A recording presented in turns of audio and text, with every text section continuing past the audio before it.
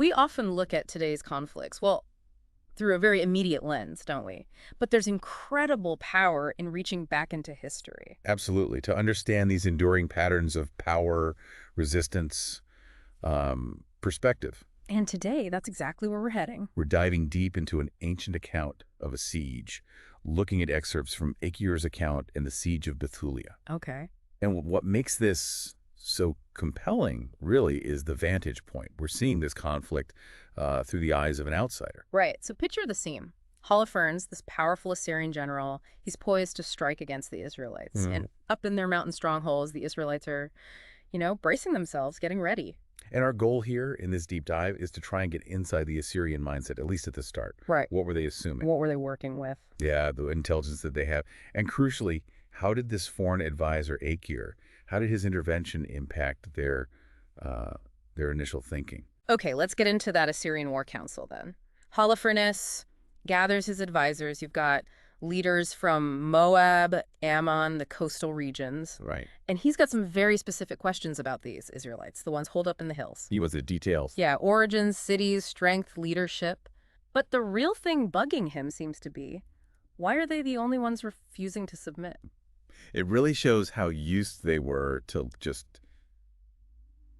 obedience, unchallenged authority. Yeah, it does. It reveals a significant blind spot, doesn't it? They're seeing this resistance as some kind of anomaly. Not considering it might stem from genuine resolve or a different kind of strength they just don't recognize. And this is where Agur comes in, the leader of the Ammonites. Right, an outsider to both sides, really. So his perspective could offer something valuable, even if they didn't listen at first. Exactly. Agur steps up and essentially says, my lord, hold on. There's more to this story. Yeah, he launches into this whole historical overview of the Israelites. Goes way back. All the way back to their Chaldean roots, leaving their ancestral gods for the God of heaven. It's fascinating how he frames it right from the start. He emphasizes this monotheistic faith as absolutely core, driving their movements, shaping their history.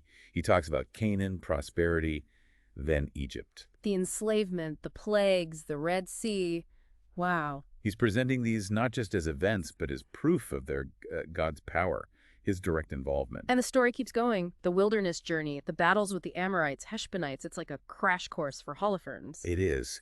But crucially, it's not just the victories.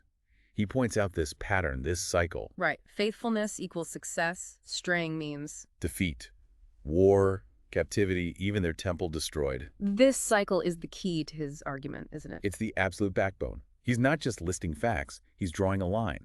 Actions have consequences tied to their God. And then he brings it right up to the present. Their return from exile, reclaiming Jerusalem. Setting the stage perfectly for his main point, his actual advice. Which boils down to, Holofernes, maybe check first if these people are okay with their God right now. Pretty much. Because if they are attacking them, bad idea. Their God tends to step in. It's strategic advice based on, what, their spiritual state? Exactly. A factor the Assyrians probably hadn't even put on the spreadsheet. A completely different way of looking at it. But the other advisor... Oh, they just shut it down. Completely dismiss it. They're weak. Easily crushed. Their loyalty is purely to Nebuchadnezzar. He's the ultimate power in their eyes. They can't even conceive of another force, another god, that could challenge him. And Holofernes himself, furious. Absolutely livid. He calls it a prophecy.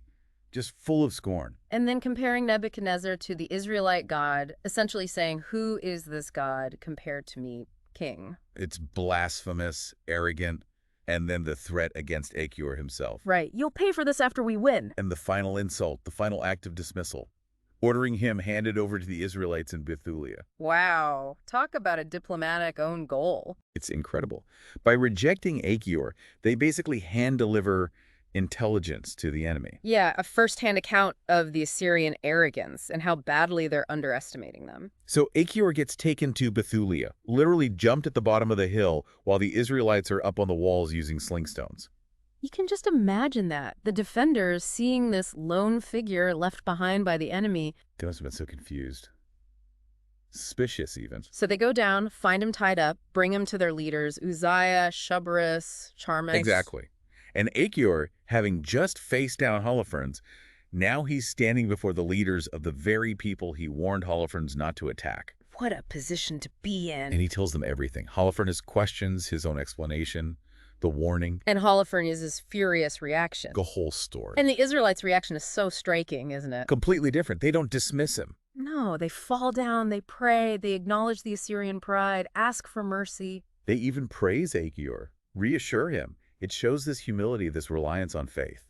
Such a contrast to the Assyrian confidence. Totally. And then, pragmatically, they get ready to take up arms, keep watch. Meanwhile, Holofernes isn't waiting around.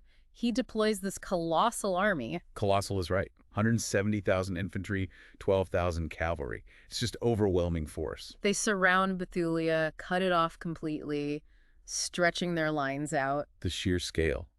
It must have been absolutely terrifying for the people inside Bethulia looking down. Oh, I bet. The account says they were deeply distressed. You can feel the fear. But then, interestingly, the Assyrian plan changes. It's not an immediate direct assault. Right. Why the shift? Well, it's the Edomite and Moabite advisors again. They offer a more, let's say, practical perspective on the geography. They look at those steep hillsides. And say, look, trying to fight our way up there, that's going to be hard. We'll lose a lot of men. This suggests something else. Attrition, not assault. Exactly. Focus on their weak point. Which leads to that devastating decision, cut off the water. Yeah. They figure, why fight up the slopes if you can just make them die of thirst? Grim logic. But effective, they hope. Thirst becomes the weapon. Holofernes agrees. So the plan goes into action. Swiftly. The Ammonites and 5,000 Assyrians seize the spring at the base of the mountain. Their main water source, gone. And the Edomites and Ammonites take the hilltops nearby to stop anyone trying to get out. While the main army just keeps the city tightly encircled. The impact inside Bethulia must have been immediate. Catastrophic. The account says reservoirs empty, cisterns dry up, severe rationing. It paints a harrowing picture, doesn't it? Children fainting, women, young men collapsing from thirst right there in the streets. The city is just gripped by this desperate crisis. And this desperation leads to this really pivotal moment within Bethulia. The people have had enough. They go to Uzziah and the other leaders, and they don't hold back. They feel betrayed, basically. Saying they should have made peace earlier. Yeah, feeling abandoned, not just by the Assyrians, but maybe even by God, because of the thirst, the exhaustion. And then that awful demand.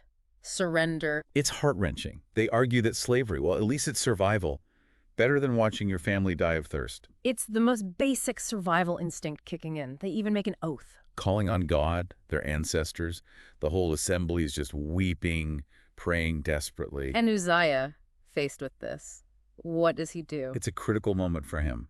He pleads for just a little more time. 5 days. 5 days. Just 5. Appealing for courage, patience, hoping against hope for some kind of divine help. It's a massive gamble. A desperate one. He makes a conditional promise. If no help comes in 5 days, he'll surrender the city. So the people go back to their posts, their homes. Yeah. But with this deadline hanging over them. Yeah, under this crushing weight of misery and uncertainty. 5 days. That's the limit Uzziah set. And that's where this part of the story leaves us, doesn't it? Right there. Agur's warning was ignored. The Assyrians shifted to this brutal siege tactic. And Bethulia is just hanging by a thread. Its people are at the absolute edge.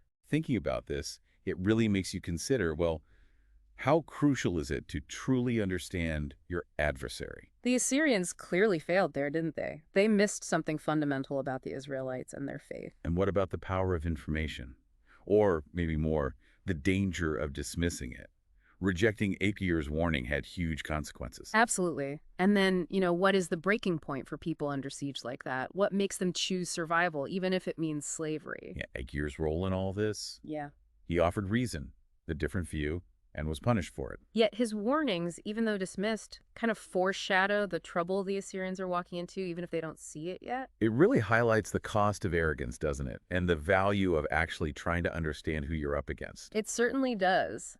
This deep dive into Agur's account gives us such a powerful lens on these timeless dynamics of conflict. Definitely something to think about. We encourage you, the listener, to reflect on this ancient story, its themes of faith, resilience, and just the huge impact of strategic decisions, the good, the bad, and the tragically flawed.